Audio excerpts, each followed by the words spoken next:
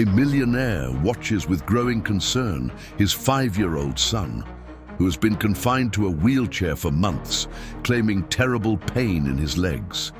His girlfriend, trained in physiotherapy, seems to be the only one able to ease the boy's suffering through special natural remedies. But when the gardener's daughter rushes desperately to him, whispering, "Uncle, your girlfriend won't let him walk," he's startled, but thinks it's child's play, yet when she explains the reason, his heart races. The late afternoon sun gilded the sprawling lawns of the estate as Edward Thorne stood before his study window, gazing at a scene that should have filled him with pride, but now stirred a growing anguish. At 42, he had built a corporate empire that afforded him everything money could buy, except the one thing that truly mattered: seeing his son Leo running freely across the grass as he had just 6 months ago. The child's wheelchair stood out like an open wound amidst the blooming garden. Leo, only 5, remained still, his small fingers distantly playing with the spokes of the wheels, while Helena, his girlfriend, carefully adjusted the cushions around him. Her dedication was touching, almost maternal, and Edward felt grateful to have found someone willing to care for his son with such patience. Helena had a background in physical therapy that seemed like a gift from fate.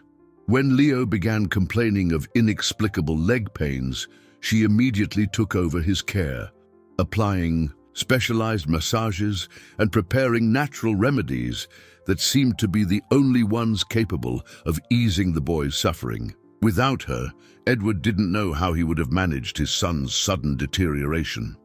Dad is always working, Edward thought, acknowledging his own obsessive tendency towards business. As a single father since Leo was 2, he had always struggled to balance corporate responsibilities with parenthood. Helena's arrival in their lives 8 months ago had brought an emotional stability he hadn't experienced in years. She had become not only his partner, but also the maternal figure Leo had never had. However, something indefinable had bothered him in the past few days. Perhaps it was the speed with which Leo's condition had deteriorated, or the way the boy seemed completely dependent on Helena for any relief.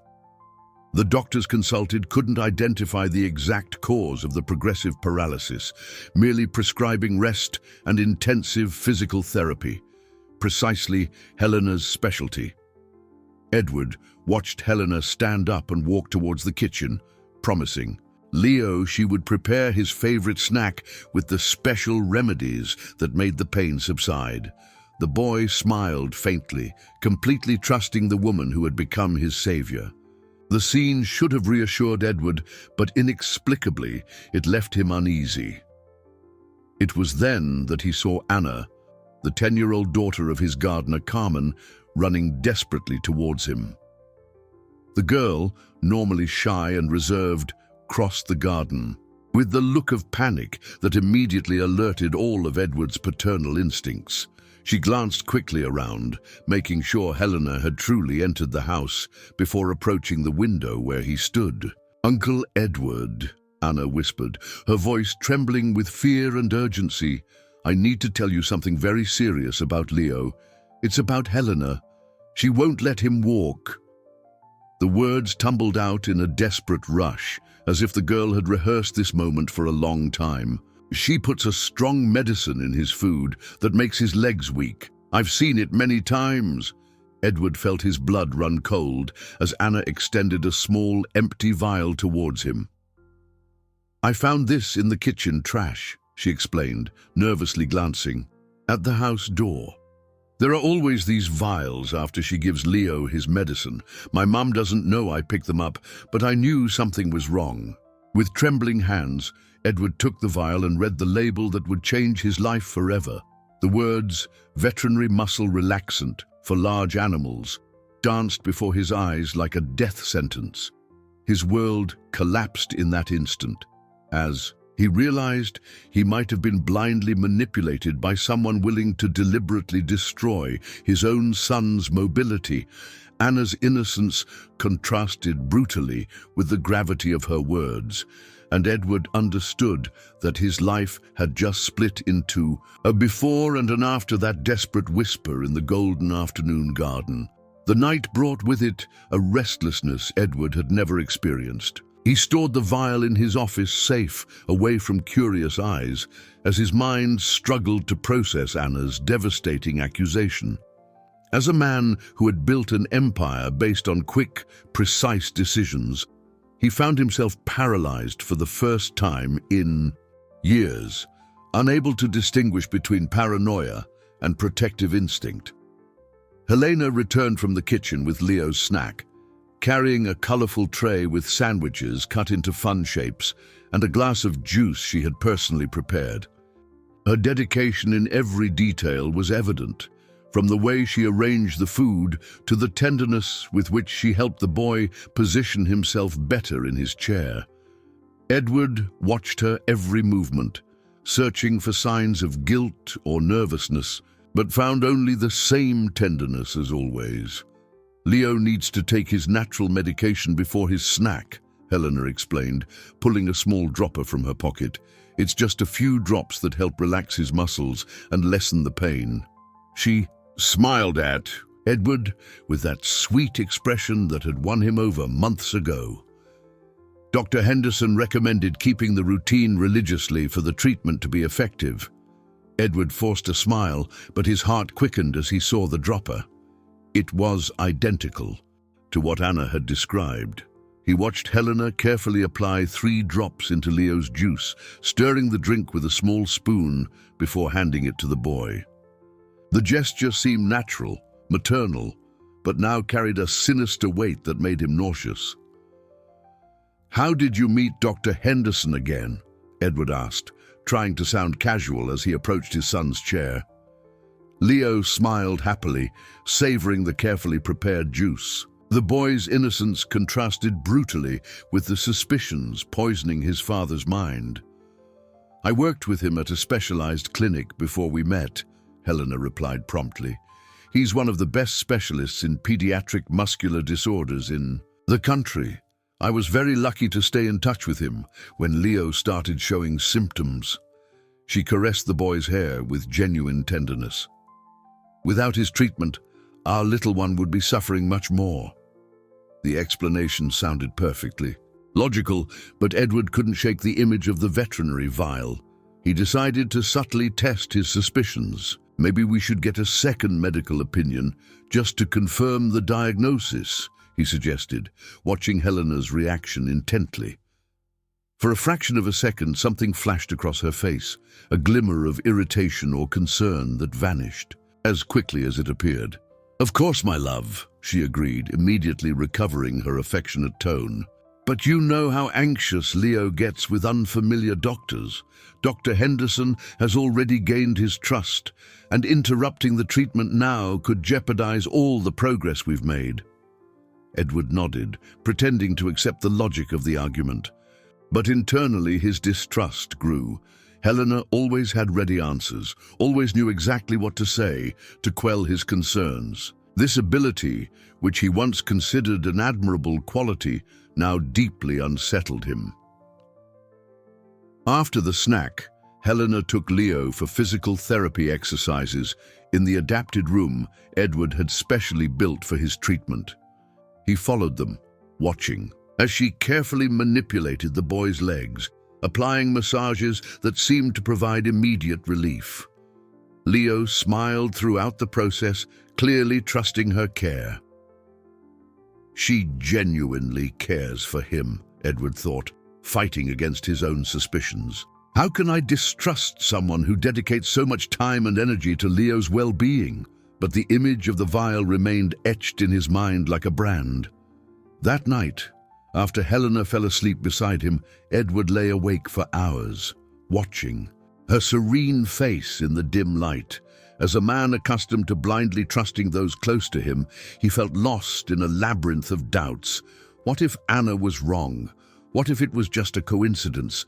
But what if it wasn't? The full moon illuminated the room when Edward finally fell asleep, unaware that his decision to confront Helena the next day would unleash a sequence of events that would shake the very foundations of his family life. The next morning brought a fine rain that blurred the mansion windows, creating a perfect backdrop for the murky thoughts dominating Edward's mind. He had woken before dawn, unable to bear another hour lying beside Helena while suspicions corroded his inner peace. The veterinary vial remained hidden in the safe, but its presence haunted every move of the morning routine. Leo came down for breakfast in the motorized wheelchair Edward had bought to facilitate his mobility. The boy seemed paler than usual, his small hands trembling slightly as he tried to hold his glass of milk. Edward observed every detail, looking for signs that had previously gone unnoticed, questioning how many clues he had ignored in his blind trust. "Good morning, my love," Helena greeted, kissing Edward on the forehead with the same tenderness as always. She wore a light blue robe that accentuated her eyes, and her hair was tied in a relaxed bun that made her look even more maternal. Leo didn't sleep well last night. The leg pains bothered him during the early hours. Edward felt a pang in his chest. Were the pains real or a consequence of the supposed poisoning? How to distinguish between legitimate symptoms and the effects of a toxic substance? "Perhaps we should increase the dosage of the natural medicine," Helena suggested, pulling the familiar dropper from the kitchen cabinet. "Dr. Henderson always says it's best to prevent symptoms from worsening." "Wait," Edward said, his voice coming out tenser than he intended. Helena paused mid-motion, looking at him with surprise. "I'd like to see this natural medicine more closely. As a father, I feel I should better understand what Leo is taking." Helena hesitated for an instant before handing the small bottle to Edward. "Of course, dear. It's a specific herbal extract for pediatric muscle relaxation, completely natural and safe." Her fingers brushed his during the transfer, a touch that once calmed him, but now made him shudder. Edward examined the bottle carefully. The label read, "Natural extract, pediatric." But something about the paper's texture seemed too new, as if it had been pasted over a previous label. His businessman's hands, accustomed to detecting falsifications in documents, noticed irregularities that put him on alert. "Where exactly do you buy this?" "From a specialized compounding pharmacy," Helena replied quickly. "Dr. Henderson has exclusive contacts with suppliers of imported natural compounds. That's why the treatment is so effective." She smiled, but Edward noticed a stiffness in her expression he had never perceived before. Deciding to be more direct, Edward pulled the veterinary vial from his pocket, observing Helena's reaction closely. "Anna found this in our trash yesterday," he said, his voice laden with an emotion he struggled to control. "Veterinary muscle relaxant. Can you explain what animal medication was doing in our kitchen?" Helena's face paled slightly before she regained her composure with impressive speed. "My God, Edward, how can you believe a child's fantasies?" Her voice sounded hurt, almost indignant. "That vial must be from some old treatment the gardener used on the property's animals. Anna must have found it in the shed and made up this absurd story." But she said she saw you putting drops in Leo's food," Edward insisted, watching every micro-expression on the face of the woman he loved. Helena sighed deeply, approaching Edward with tears in her eyes. "Darling, Anna is a child craving attention. She sees how Leo receives special care and might be making up stories to get attention too." She touched his face softly. "Think about it. Why would I harm Leo? I love him as if he were my own son." Helena's words sounded convincing, and Edward felt his resolve waver. His natural tendency to trust those close to him struggled against the disturbing evidence. Perhaps Anna really was making things up. Perhaps his own paranoia was destroying a precious relationship based on unfounded suspicions. But when he looked at Leo, He saw the boy watching the conversation with frightened eyes, as if he understood more than he let on. The boy seemed to want to say something, but remained silent, creating a weight in the air that Edward couldn't ignore. "I need time to think," Edward murmured, putting both vials back in his pocket. Helena nodded comprehendingly, but he caught a flicker of something in her eyes, relief or calculation, that planted a new seed of doubt in his already troubled heart. The following days transformed Edward into a silent observer of his own life. Every gesture from Helena, every interaction with Leo, every word spoken was analyzed through the filter of suspicion that grew like a shadow in his heart. He felt torn between the love he nurtured for her and the paternal protective instinct that screamed alarms in his mind. Anna had avoided the main house since the confrontation, staying close to the gardening shed where her mother Carmen worked. Whenever Helena approached, the girl would run to hide, a behavior Edward began to notice with growing concern. During his discreet observations, he realized that Anna showed genuine fear, not the malice of a child fabricating stories.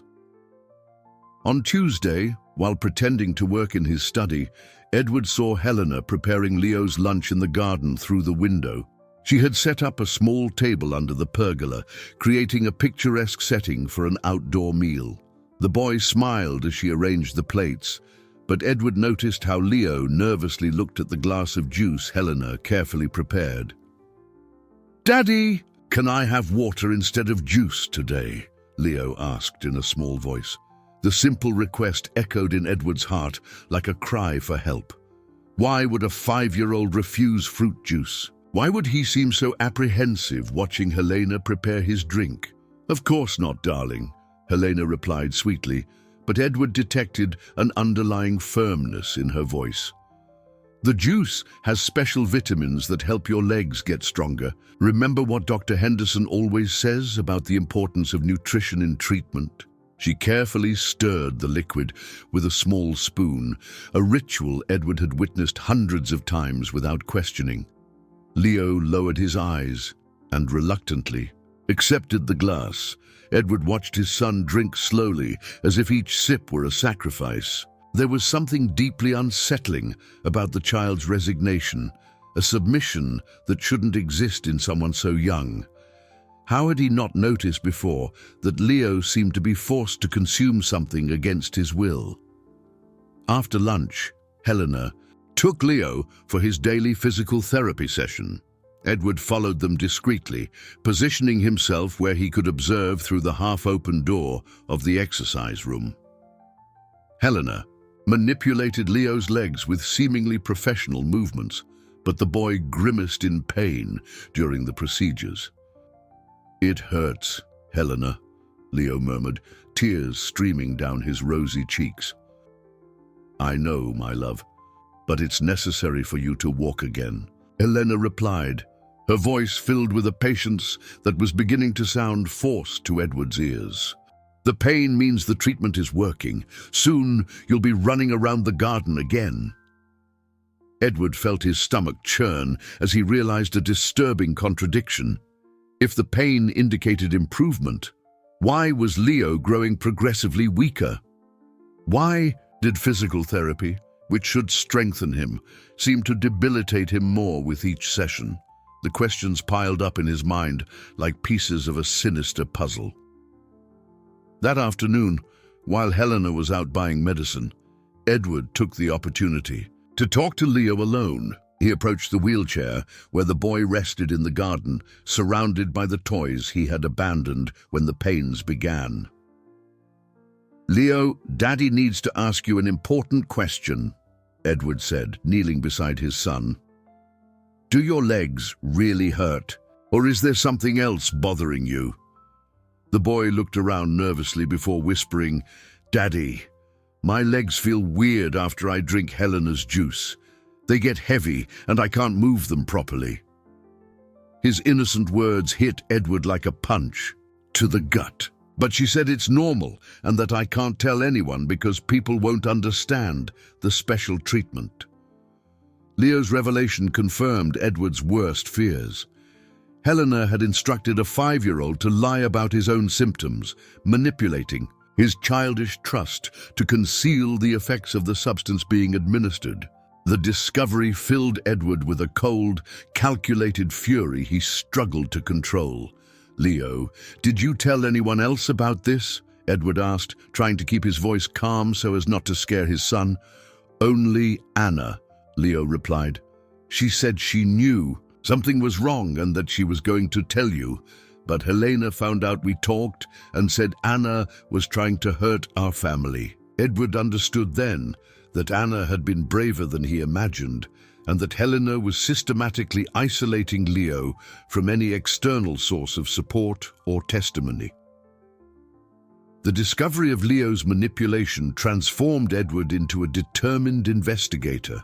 That same night, after Helena fell asleep, he discreetly searched her personal belongings, looking for evidence to confirm or refute his growing suspicions. In her closet, among carefully organized clothes, he found a small leather bag he didn't recognize. Inside the bag, Edward discovered 3 vials identical to the one Anna had found in the trash, all containing the same veterinary substance. Along with the vials, there were handwritten notes with dosages and timings, as if Helena kept a meticulous record of administering the substance to Leo. The dates on the notes coincided exactly with the onset of the boy's symptoms, 6 months ago. One of the notes particularly caught his attention. "Initial dose too low. Leo still tried to walk. Increase gradually to avoid suspicion." The clinical coldness of the words contrasted brutally with the affectionate image Helena projected. Edward felt nauseous as he realized that his son's paralysis had been carefully planned and executed for months. He discreetly photographed all the evidence with his phone before putting everything back exactly as he had found it. His hands trembled with anger and disbelief as he processed the magnitude of the betrayal. The woman sleeping beside him, who kissed Leo with affection every night, was systematically destroying an innocent child's health. The next morning, Edward feigned normality as he watched Helena prepare Leo's breakfast. Her every movement now seemed calculated and sinister. When she added the usual drops to the boy's juice, Edward had to control himself not to snatch it from his son's hands immediately. "Helena, I need to travel for work today," Edward lied, testing a theory that had begun to form in his mind. "I'll be away until tomorrow. Can you take care of Leo alone?" "Of course, my love," Helena replied promptly. But Edward caught a gleam of satisfaction in her eyes. "Leo and I will have a special day together. Perhaps we can intensify his physical exercises since he'll be more rested without your noisy meetings." In the study, the suggestion to intensify any treatment alarmed Edward deeply. He kissed Helena and Leo, pretending to leave for the airport, but instead parked his car a few blocks from the mansion and returned on foot, hiding in the abandoned barn that offered a direct view of the main house. Through binoculars he kept for birdwatching, Edward witnessed scenes that would forever confirm his worst suspicions. Helena prepared Leo's lunch with special care, adding not only the usual drops, but a visibly larger amount of the toxic substance. The boy initially refused the juice, but Helena insisted with a firmness that bordered on coercion. "Leo needs to drink all his juice to get strong," Edward read on her lips through the binoculars. When the boy continued resisting, Helena adopted a more authoritative tone, reminding him of the consequences of not following the medical treatment. The psychological manipulation of a 5-year-old was devastating to witness. After Leo reluctantly consumed the adulterated drink, Edward observed the effects manifest in real time. In less than 30 minutes, the boy began to show extreme weakness, his small hands trembling as he tried to play with his toy cars. Helena carefully noted the symptoms in a notebook, like a scientist documenting experiments. The most shocking scene occurred when Leo tried to get up from his chair to reach a fallen toy. His legs immediately gave way, and he fell to the floor, crying from frustration and fear. Helena ran to help him, but Edward noticed that she first checked if anyone was watching before showing concern. "Why don't my legs work, Helena?" Leo cried, his small voice filled with confusion and terror. "Because you're very sick, dear," Helena replied, embracing him with a tenderness that now seemed utterly false in Edward's eyes. "But don't worry, Helena will take care of you forever, even if you can never walk again." The final words hit Edward like a sinister revelation. Helena didn't intend to cure Leo. She wanted to keep him permanently dependent, creating a situation where she would be indispensable in their lives. The discovery of this long-term intention filled Edward with a fierce determination to protect his son at all costs. When Helena put Leo down for a rest after the traumatic episode, Edward saw Anna furtively approach the house window.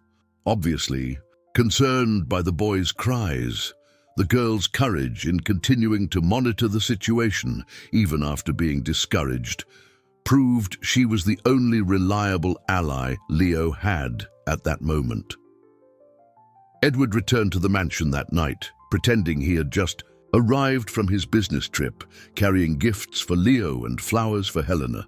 The charade of normalcy became psychological torture, but he knew he had to act cautiously to protect his son from any escalation in the dosage of the toxic substances.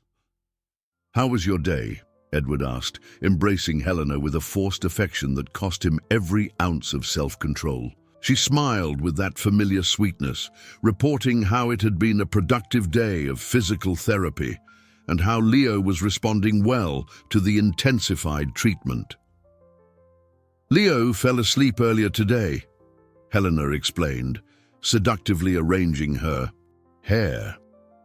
"The exercise sessions tired him more than usual, but that's a very positive sign. It means his muscles are working, even if he doesn't realize it." The lies flowed from her lips with a naturalness that haunted Edward. When Edward went upstairs to check on Leo, he found the boy deeply asleep, but his face was pale and his small hands trembled even in his sleep.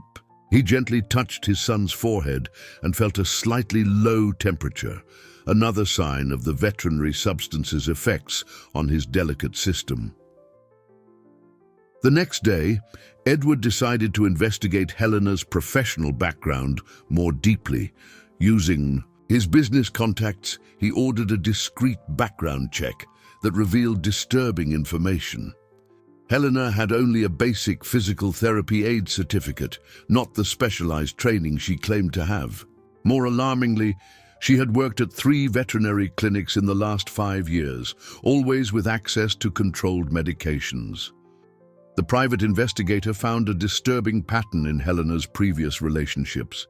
She had dated 2 other wealthy men with young children, and in both cases, the children developed mysterious health problems that required intensive care, which only she knew how to provide. One of the relationships ended when the child was hospitalized for accidental poisoning, and Helena disappeared before further investigations could be conducted.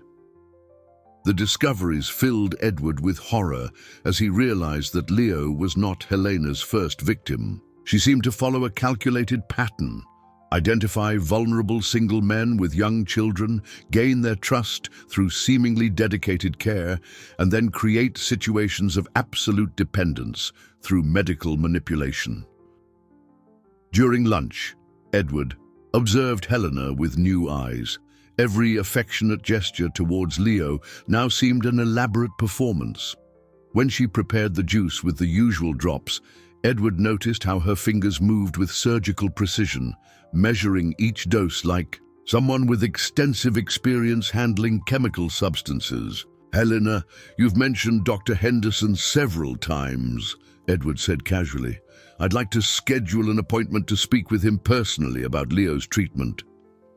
For the first time since they met, Edward saw Helena genuinely surprised and uncomfortable, Dr. Henderson is very busy and rarely sees parents for consultations, she replied quickly. He prefers to work through trained intermediaries like me. That's why our partnership works so well. But surely he would make an exception to discuss the case of a client's son who can pay any amount for the best care, Edward insisted, deliberately pressing. Helena became visibly tense, her hands clenching slightly before relaxing. I'll try to schedule something, she agreed, but Edward realized it was a stalling tactic. Perhaps in a few weeks, when the current treatment shows more results. That afternoon, while Helena was busy with Leo in the garden, Edward called every orthopedic and physical therapy office in the region, looking for a Dr. Henderson specializing in pediatric muscular disorders. After 2 hours of calls, the devastating truth emerged. No doctor with that name and specialty existed within a 200-mile radius of the city. Dr. Henderson was Helena's invention, a fictional character created to lend medical credibility to Leo's systematic poisoning. The discovery confirmed that Edward was dealing with an experienced manipulator who had meticulously planned every aspect of her criminal scheme. When Helena returned from the session in the garden, carrying Leo asleep in her arms, Edward forced a smile as his heart filled with an iron resolve. She had underestimated his investigative abilities and his determination to protect his son. Now he possessed enough evidence to expose the whole truth. "How was physical therapy today?" Edward asked, kissing Leo's forehead as Helena placed him in his chair. "Very productive," Helena replied. "Leo is making remarkable progress, even if it's not visible yet. Dr. Henderson always says that true healing happens internally before it manifests externally." Edward nodded, knowing every word was a carefully constructed lie. But now, finally, he was prepared to turn the tables on the woman who was systematically destroying his innocent son's life. Edward woke on a rainy Friday with a determination he hadn't felt in months. He had spent the night devising a careful plan to expose Helena without putting Leo at additional risk. However, what he would discover in the next few hours would completely change the course of his strategy and reveal a conspiracy far deeper than he had imagined. While Helena was preparing breakfast, Edward received an unexpected call. It was Carmen, the gardener, whispering nervously on the phone. "Mr. Thorne, I need to speak with you urgently. Anna discovered something terrible last night. Helena isn't working alone." Edward's blood ran cold. "What do you mean, not alone?" "Anna saw Helena talking on the phone in the garden after everyone was asleep," Carmen explained, her voice trembling with fear. "She was talking about accelerating the timeline and that the father is getting suspicious. Someone is directing her, Mr. Thorne. Someone who knows everything." Edward felt the ground drop out from under him. Helena wasn't just a solitary manipulator. She was part of a larger scheme, possibly an organized network that targeted wealthy men through their vulnerable children. "Carmen, you and Anna need to leave the property today. It's not safe for you to stay here." "We're already leaving, sir," Carmen replied. "But Anna insisted on leaving something for you. It's hidden in the blue plant pot near the back entrance." After hanging up, Edward waited for Helena to busy herself with Leo to investigate Anna's hiding place. In the indicated pot, he found a small recording device that the brave girl had managed to position near the kitchen window the night before. His hands trembled as he discovered that a 10-year-old child had risked her safety to protect Leo. Back in his study, Edward played the recording and listened to a conversation that would change his understanding of the entire situation. Helena's voice sounded cold and calculating, completely different from the sweetness she displayed during the day. "The man is getting suspicious. I think someone warned him about the medication," Helena said on the phone. An unknown male voice replied, from the other end, instructing her to accelerate the process. "You sure his life insurance covers domestic accidents?" the male voice asked. "Because if the kid dies from an accidental overdose of the relaxants, Edward will be too devastated to investigate properly. It'll be our moment to seize control of the fortune through the will you convinced him to sign." Edward felt nauseous as he realized that Helena didn't just intend to permanently incapacitate Leo, she was planning to kill him and then eliminate Edward too, taking full control of his fortune through legal documents he had blindly signed. The recording continued with horrifying details. "The lawyer you recommended really convinced me to name Helena as Leo's guardian in case of my death," the partner's voice confirmed. "And she already has power of attorney for my businesses. When both of you die, she will legally inherit everything."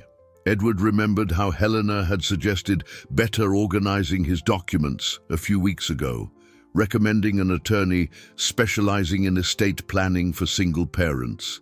He had signed several papers without reading them carefully, trusting the woman he loved and who seemed genuinely concerned about Leo's future. The realization that he had been manipulated into signing his own and his son's death warrants filled him with a controlled fury unlike anything he had ever experienced. Helena wasn't just a poisoner. She was part of a criminal organization specializing in murdering entire families to seize fortunes.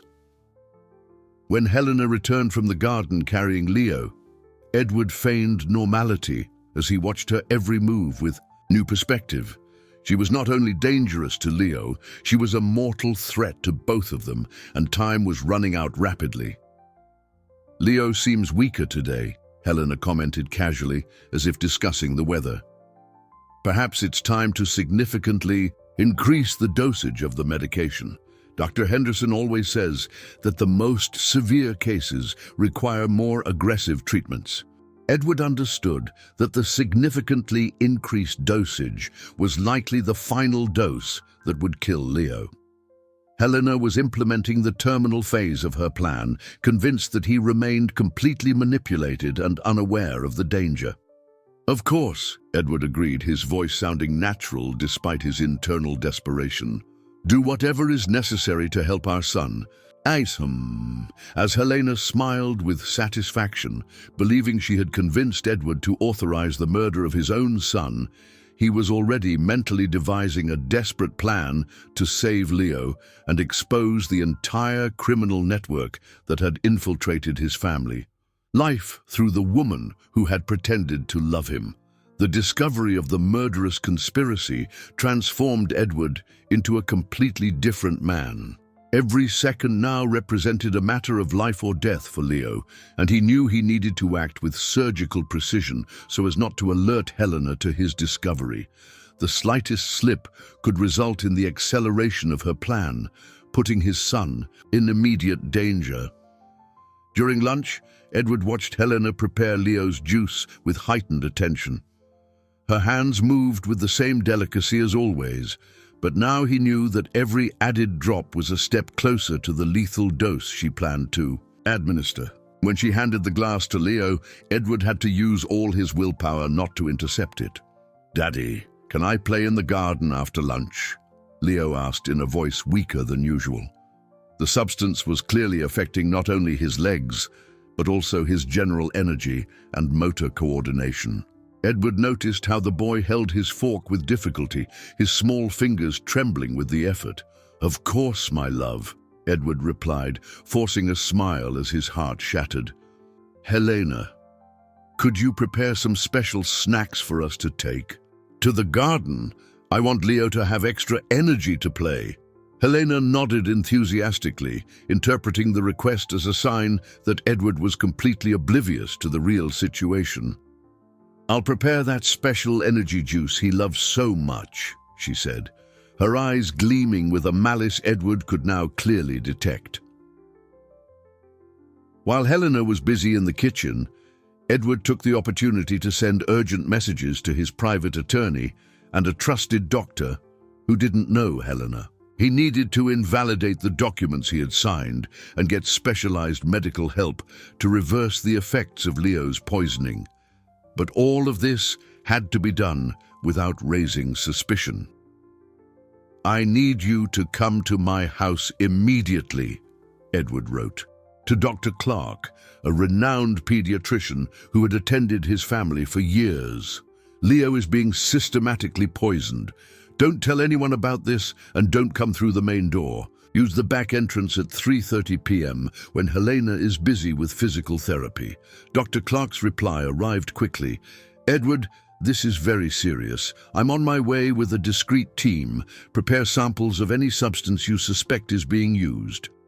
Edward felt partial relief knowing professional help was coming, but he still needed to maintain the charade for a few crucial hours. When Helena finished preparing the snacks, he noticed that she had added a visibly larger amount of the toxic substance to Leo's juice. "This juice has a different color today," Edward commented casually, testing to see if Helena would admit to altering the formula. Dr. Henderson suggested a stronger concentration of the natural extracts, Helena explained promptly. "He believes Leo is ready for the next level of treatment. He might feel more sleepy today, but that means his body is responding positively." The mention of sleepiness alarmed Edward deeply. Excessive sleepiness could indicate that Helena was preparing Leo for an overdose that would simulate a natural death during sleep. He needed to prevent his son from consuming that juice at all costs. "You know what, Helena?" Edward said, standing up suddenly. "I just remembered that Leo has an allergy to some artificial colorings. Better if I prepare a fresh juice for him, just to be safe." For an instant, Helena's face showed genuine irritation before she recomposed herself. "Edward, you're being overly paranoid. This juice is completely natural, and Dr. Henderson specifically approved this formula." "I know, my love," Edward replied, maintaining an affectionate tone as he took the glass from Leo's hands. "But as a father, I prefer to err on the side of caution. You understand, don't you?" Helena reluctantly agreed, but Edward realized she was starting to suspect his change in behavior. He needed to be even more cautious, not to precipitate a desperate reaction from her before medical help arrived. During the afternoon, while pretending to play in the garden, Edward observed Helena make several phone calls, always stepping away to avoid being overheard. From her gestures, she seemed to be receiving instructions or reporting the unexpected resistance he had encountered regarding the special juice. At 3:25 p.m., Edward saw Dr. Clark discreetly approach through the back entrance, accompanied by a specialized nurse.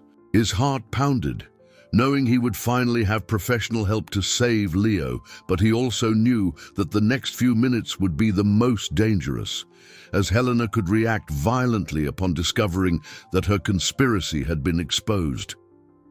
"Leo, how about we show Helena those new toys in the shed?" Edward suggested, trying to draw Helena away from the main house so Dr. Clark could enter unseen. But Helena looked at him with a strange expression, as if she finally understood that something fundamental had changed in the dynamic between them, creating a tension in the air that foreshadowed the inevitable confrontation approaching.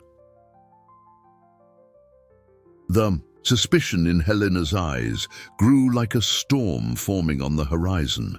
Edward realized she was evaluating his every word, every gesture, looking for signs that her charade had been discovered. The air between them grew thick with unspoken tension, like two poker players trying to read each other's cards. "Edward, you're acting strangely today," Helena commented, her voice maintaining its usual sweetness, but with an underlying note of alert. "Since yesterday, you seem different. Is there something you'd like to tell me?" "Just worried about Leo," Edward replied, forcing naturalness as he pushed his son's wheelchair through the garden. "A father always worries when he sees his child suffering. You know how it is." He watched Dr. Clark move cautiously through the back of the property, waiting for the right moment to enter the house. Leo, seemingly oblivious to the tension between the adults, played with a toy car Edward had placed in his small hands. But the boy seemed more lethargic than usual, his movements slow and imprecise, signs that the toxic substance was accumulating dangerously in his system. "Perhaps we should schedule that appointment with Dr. Henderson for tomorrow," Edward suggested, testing again to see Helena's reaction to the non-existent doctor. "I'm eager to meet him personally and discuss Leo's prognosis." This time, Helena couldn't completely disguise her irritation. "Edward, I already explained that Dr. Henderson is very busy. He works through qualified intermediaries for a specific reason. Insisting on meeting him personally shows a lack of trust in the professional treatment Leo is receiving." "It's not a lack of trust," Edward insisted. "It's just a father's natural desire to better understand what's happening with his son." He paused deliberately, "especially when the treatment seems to be intensifying the symptoms instead of improving them." The words hit Helena like a slap. For the first time since they met, her mask of maternal dedication slipped completely, revealing a glimpse of the calculating coldness she had hidden. "How can you say that?" she retorted, her voice rising slightly. "I dedicate my entire life to Leo's care, and I'm grateful for that," Edward said carefully, "but I can't ignore that he's getting progressively weaker. Perhaps it's time to seek a second medical opinion, regardless of what Dr. Henderson thinks about it." Helena stopped abruptly, her fists clenching at her sides. Edward saw that he had crossed an invisible line, forcing her to choose between maintaining the charade or escalating the situation. "Edward Thorne," she said, her voice now laden with an authority he had never heard before. "You are questioning my professional judgment based on unfounded paranoia." "Perhaps," Edward agreed, "but I'm his father, and my unfounded paranoia is telling me something isn't right." He knelt beside Leo, gently touching the boy's pale face. "Leo, can you tell me how you feel after taking Helena's medicine?" Helena quickly intervened. "Edward, you can't confuse the child with questions she doesn't have the maturity to answer properly." But Leo, with the brutal honesty of small children, replied, "Daddy, after the juice I get very sleepy and my legs feel heavy like rocks. Sometimes I forget things too." Memory loss, Edward thought, recognizing another symptom of muscle relaxant, poisoning. Helena was not only physically paralyzing Leo, but also affecting his cognitive abilities. "Leo is obviously confused," Helena said quickly. "The illness can cause temporary disorientation. That's why Dr. Henderson insists on the importance of strictly maintaining the medication routine." Edward saw Dr. Clark make a discreet signal from the kitchen window, indicating he had managed to enter the house and was analyzing the substances he had found. It was time to force Helena to reveal more about her plans. "Helena," Edward said, standing up and looking directly into her eyes, "I need to ask you a direct question, and I'd like an honest answer." "Of course," she replied, but her body posture became defensive.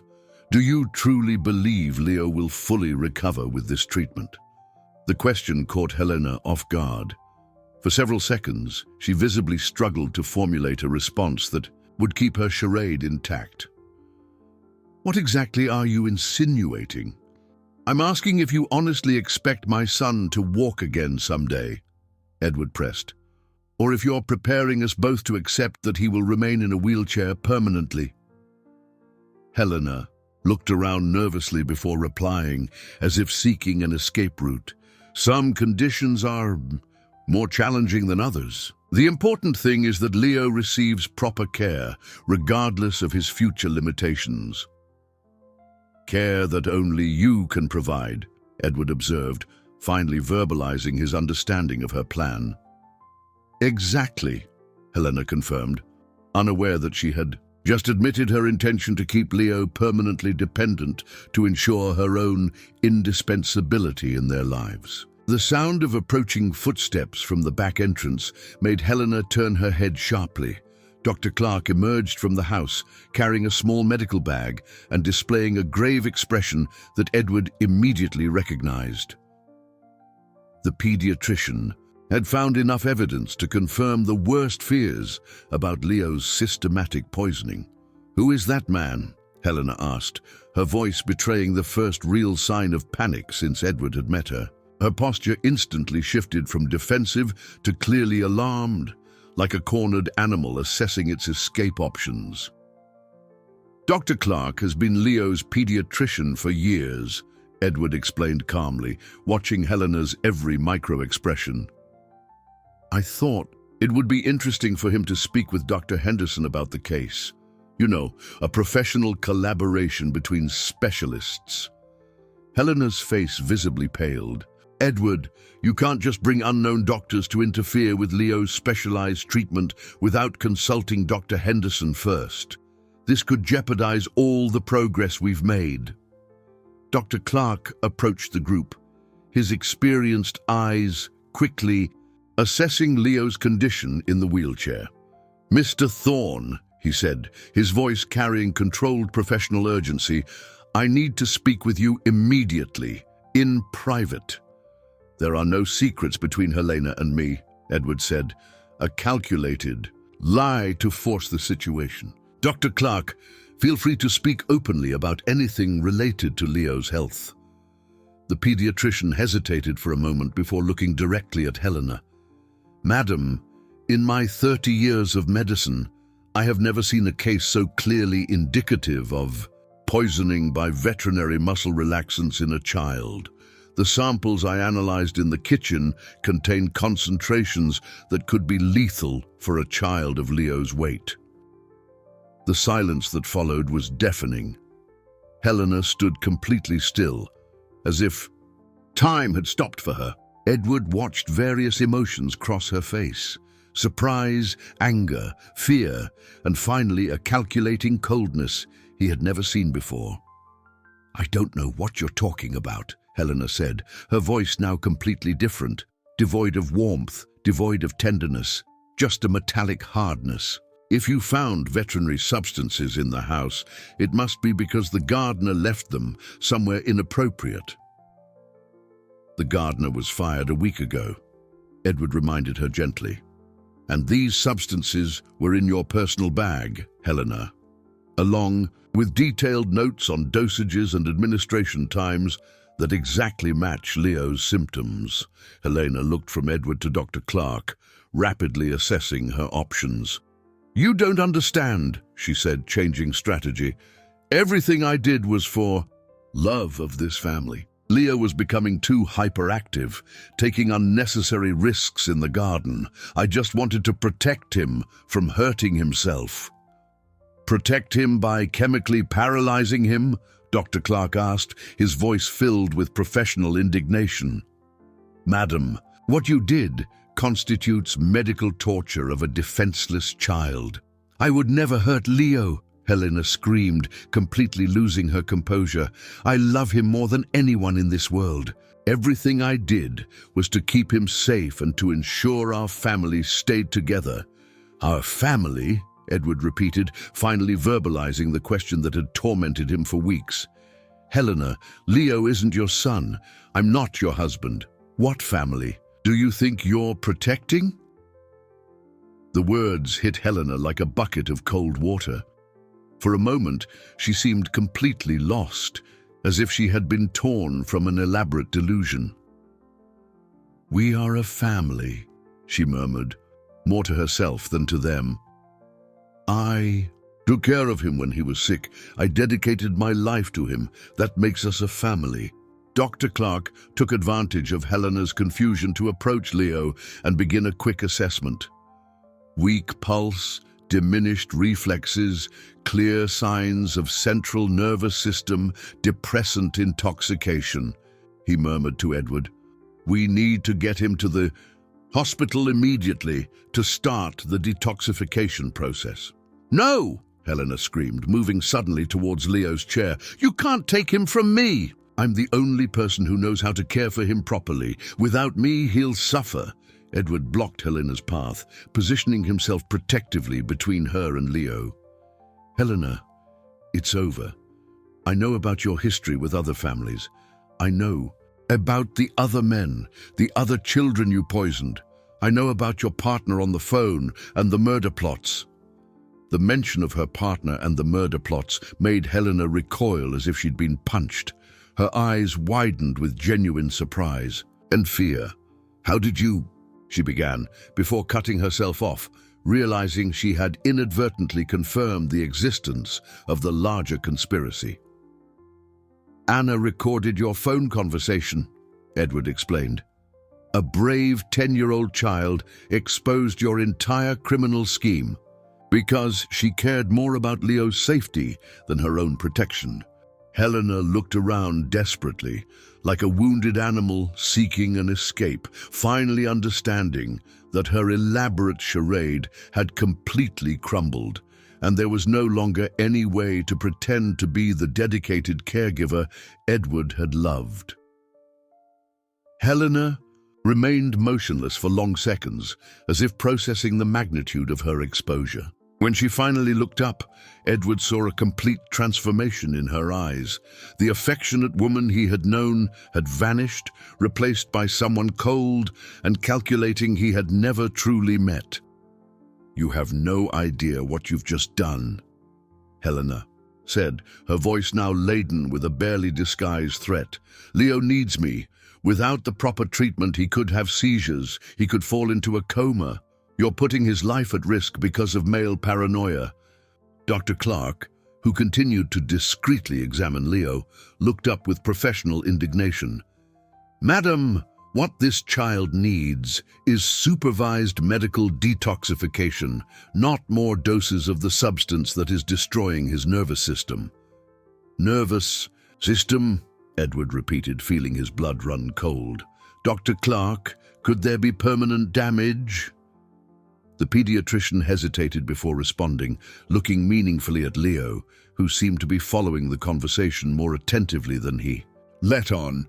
We need detailed examinations to assess the extent of the damage, but there are worrying signs of muscle atrophy and possible cognitive impairment. The words hit Edward like a death sentence. Helena had not only tortured his son, she had possibly caused irreversible damage to a 5-year-old child. The anger he felt was unlike any emotion he had ever experienced, a cold, controlled fury that frightened him by its sheer intensity. Why? Edward asked, his voice coming out as a whisper laden with pain. Leo is an innocent child. How could you do this to him?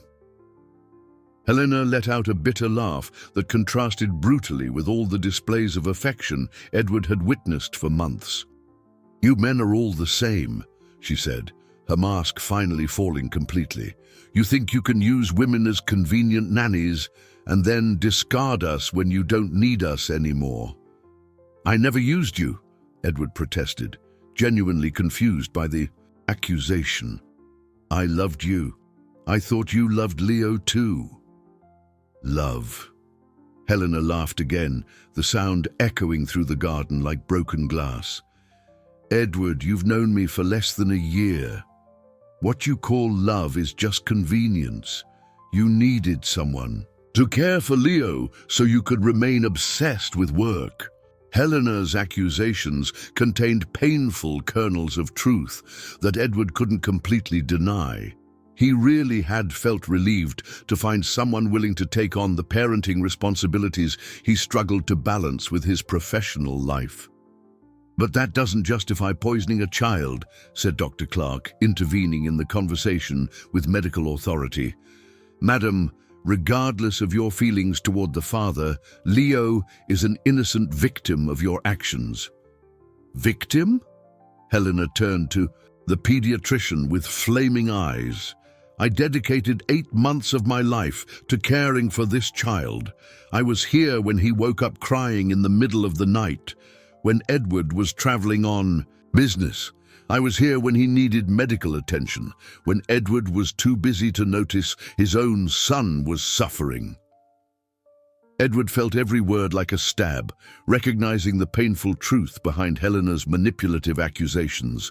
He truly had been an absent father, trusting too much in her care and not paying enough attention to the signs that something was wrong. "You're right," Edward admitted, his voice laden with guilt and remorse. "I failed as a father, but that didn't give you the right to hurt Leo to punish me." "I wasn't hurting him," Helena screamed, completely losing control. "I was creating a situation where he would always need me, where our family would stay together. Without the illness, you wouldn't need my care anymore." Helena's explicit confession of her motivations filled Edward with horror. She had deliberately incapacitated a child to secure her own relevance in their lives, turning his paternal love into a prison of fabricated medical dependence. Leo, who had remained silent throughout the discussion, suddenly spoke in a small, frightened voice. "Helena, why did you make my juice taste bad? Why don't my legs work after I drink it?" The child's innocent question created a devastating silence in the garden. Helena looked at Leo with an expression of shock, as if she had momentarily forgotten that the object of her obsession was present, hearing every word of her confession.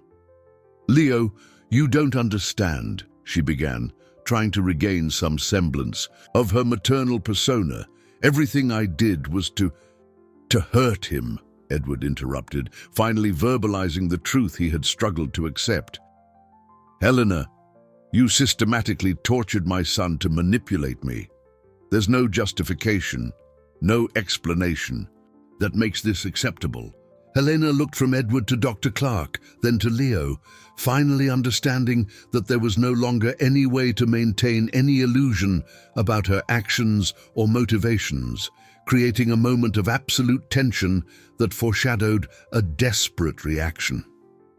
The realization that there was no escape made something break inside Helena. Edward saw the exact moment she transitioned from denial to absolute despair, her eyes taking on a wild expression that made him instinctively position himself closer to Leo's chair. "If you think you can just discard me after everything I've done for this family," Helena said, her voice trembling with an emotion Edward couldn't quite identify, "you're sorely mistaken." Dr. Clark noticed the dangerous shift in her tone and discreetly pulled his phone from his pocket, preparing to call emergency services. "Madam, I suggest we remain calm and think about Leo's well-being above all else." "Leo's well-being?" Helena laughed hysterically. "I'm the only person who truly cares about his well-being. You want to destroy years of careful treatment based on paranoia and distrust." Edward saw Helena move her hand toward her pocket, where he knew she kept the dropper with the toxic substance. "Helena, what are you doing?" "What I should have done weeks ago," she replied, pulling out not only the dropper, but also a small vial full of clear liquid. "If you can't see that Leo needs the full treatment, then I'll have to administer it directly." The implicit threat in her statement made Edward panic. "You're not touching my son," he said, moving to block Helena's access to the wheelchair. "My son too," Helena screamed, her voice echoing through the garden with an intensity that startled birds from nearby trees. "I cared for him, I protected him, I dedicated my life to him when you were too busy to be a proper father." Dr. Clark seized the distraction to discreetly dial emergency services, whispering information about the situation.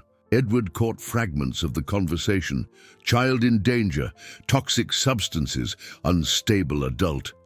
Leo, frightened by the screams, began to cry. The sound of the boy's tears seemed to awaken something even more desperate in Helena. "Don't cry, my love," she said, trying to approach the chair despite Edward blocking her path. "Everything will be fine once you take the special medicine." "No," Leo screamed with a strength that surprised everyone present. "I don't want any more medicine. It makes my legs bad." The child's clear rejection hit Helena like a physical slap. "You don't understand," she murmured, tears beginning to stream down her face. "Without the medicine, you'll get well and won't need me anymore. Your daddy will find someone else to care for you and I'll be alone again." The pathetic confession revealed the depth of the psychological need that motivated Helena's actions. Edward understood that she was not just a calculating criminal, but a deeply disturbed person who had confused control with care, dependence with love. "Helena," Edward said, attempting a more compassionate approach, "you don't have to hurt Leo to have a place in our lives. We can talk about this, find a solution that doesn't involve poisoning a child." "Lies," she screamed. "All men say that until they find someone better. Richard said the same thing before he kicked me out when he found out about the special care I gave his son. Mark promised we'd be a family until he decided I was too unstable to care for children." The mentions of Richard and Mark confirmed to Edward that Helena had indeed repeated this pattern with other families. How many children had suffered before Leo? How many fathers had been manipulated in the same way? The sound of distant sirens sent Helena into full panic. "You called the police?" she asked, looking around desperately. "You don't understand. They'll separate me from Leo forever." "Helena, hand over the vial," Edward said, extending his hand with all the calm he could muster. "Let's resolve this together, but you need to stop threatening my son." Helena looked at the vial in her hands, then at Leo crying in his chair, then at Edward. "I just wanted a family," she murmured, her voice breaking completely. "I just wanted to be needed by someone." "You can be needed without hurting innocent people," said Dr. Clark gently, seizing her moment of vulnerability. "There are healthy ways to build relationships, Helena." For a moment it seemed Helena might hand over the vial and accept help. But then she heard the sirens getting closer and something hardened in her expression. "If I can't have Leo," she said, her voice taking on a terrifying coldness, "then no one can." Edward realized Helena was preparing to administer a potentially lethal dose of the substance to Leo, turning the tranquil garden into the scene of a desperate confrontation for an innocent child's life. The moment seemed to stretch eternally. As Helena held the vial with the lethal substance, her eyes fixed on Leo with a desperate determination that chilled Edward's blood. The sirens were getting closer, but he knew they might arrive too late to prevent an irreversible tragedy. "Helena, listen to my voice," Edward said, forcing himself to sound calm despite the terror he felt. "Look at Leo. Really look at him. Do you see fear in his eyes? Is that the boy you claim to love?" Helena lowered her gaze to Leo, who watched her with tears streaming down his frightened little face. For an instant, Edward saw an internal struggle unfold in her expression, the disturbed woman who had convinced herself she was protecting Leo versus the reality that she was terrorizing an innocent child. "I didn't mean to scare him," Helena murmured, her voice breaking. "I just wanted him to need me. I just wanted to be important in someone's life."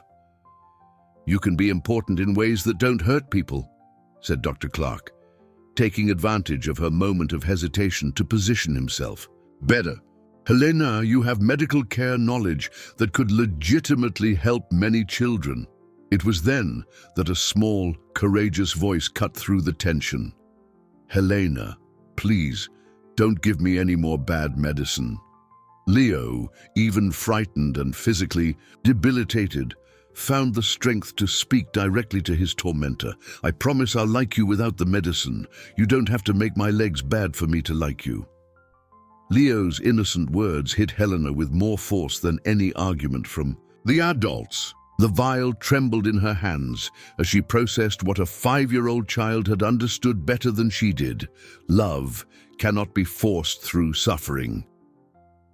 The sirens stopped just outside the estate, and Edward heard voices and footsteps approaching. Helena heard them too and panicked, raising the vial towards Leo again. But at that crucial moment, a small, determined figure emerged, running from the nearby bushes. Anna had returned to the property, likely brought by the police as a witness, and saw the desperate situation unfolding in the garden. Without hesitation, the 10-year-old girl ran directly to Helena, hugging her legs tightly and shouting, "Stop! Hurting Leo, he's just a baby!" Anna's unexpected intervention completely destabilized Helena. She looked down at the brave child who had risked herself to protect Leo, and something fundamental broke inside her. "I'm not a monster," she whispered more to herself than to anyone present. "No, you're not," Edward agreed, seizing the moment to approach slowly. "You're someone who is suffering and who has made terrible decisions. But you can still choose to do the right thing now." Police officers and paramedics appeared in the garden but kept their distance, sensing the delicacy of the situation. Edward saw that they were prepared to intervene if necessary, but hoped the resolution could occur without additional violence. Helena looked around, at Leo crying in his chair, at Anna clinging to her legs, at Edward extending his pleading hand, at the professionals waiting to help. The reality of her actions and their consequences finally hit her with full force. "I destroyed everything," she murmured, the vial slipping from her trembling hands and falling onto the lawn, its lethal contents spilling harmlessly onto the earth. "I hurt an innocent child because I was afraid of being alone." Edward picked up the empty vial, while Dr. Clark immediately went to Leo for an urgent medical evaluation. The paramedics approached Helena, who collapsed to her knees in the garden, finally confronting the magnitude of her actions. "Will Leo be okay?" Helena asked through tears, looking at Dr. Clark with an expression of genuine remorse that Edward hadn't seen before. "He will recover," the pediatrician replied with professional firmness, "but he will need intensive medical treatment to reverse the damage caused by prolonged intoxication. It will be a long process, but children are resilient." As Helena was escorted by the police, she stopped beside Leo's chair. "I'm sorry," she whispered, gently touching the boy's hand. "I'm sorry for hurting you. You deserve to be happy and healthy." Leo, with the natural compassion of small children, briefly squeezed her hand before she was led away. Edward felt his heart break as he witnessed his son's innocent forgiveness toward the person who had caused him so much suffering. 6 weeks had passed since that traumatic afternoon in the garden, and Edward watched from his study window a scene that filled his heart with gratitude and hope. Leo was standing on the lawn, supported by small, specially adapted crutches, taking cautious but determined steps towards Anna, who encouraged him with radiant smiles. The detoxification process had been challenging, with Leo spending 5 days in the hospital under intensive medical care to eliminate the toxins from his system. Dr. Clark and a team of specialists worked tirelessly to reverse the damage caused by months of systematic poisoning. There were moments of fear when Leo developed high fevers and tremors, but his youth and natural resilience prevailed. Legitimate physical therapy began as soon as Leo was discharged from the hospital. Unlike Helena's manipulative sessions, these exercises were conducted by licensed professionals who celebrated the boy's every small progress. His muscles, weakened by prolonged exposure to the veterinary relaxants, responded slowly but consistently to the proper treatment. Edward had made the most important decision of his life: to completely reorganize his professional priorities. He sold 2 of his smaller companies and delegated the management of the others to trusted managers, freeing himself to be present during every physical therapy session, every medical appointment, every important moment of Leo's recovery. "Daddy, look, I walked to the big tree," Leo shouted, his voice full of pride as he reached the century-old oak that had always been his favorite play spot in the garden. Edward ran out to hug his son, tears of joy streaming down his face. Anna, had become a constant presence on the estate. Edward had not only rehired Carmen, but also provided a comfortable house on the property for mother and daughter. Anna received the best quality private education, a small way to acknowledge the extraordinary courage she had shown in saving Leo from a potentially fatal fate. "Anna is my best friend," Leo declared, hugging the girl who had risked herself to protect him. "She's the bravest person I know." Edward fully agreed.